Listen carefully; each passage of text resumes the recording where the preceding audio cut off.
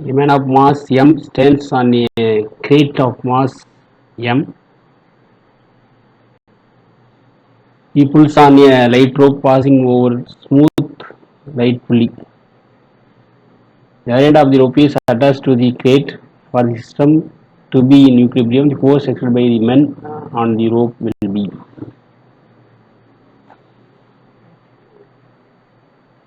Great பேரில் நின்றுக்கிட்டு அதையே என்ன பண்ணுறாருன்னா புல் பண்ணுறாரு.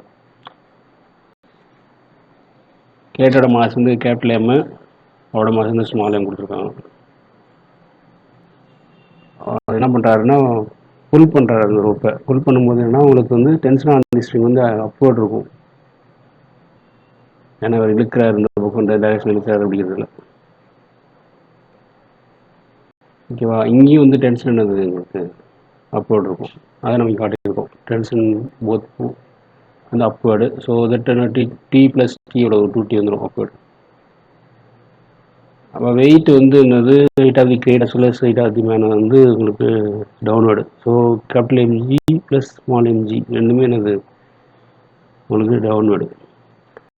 அப்போ ஃபார் வெயிட்டிங் ஈக்குலிபிரியம் என்ன இருக்கும், 2t equal to capital M plus small M g. ஏன்னா ஜியை காமன் எடுத்துருக்கோம்.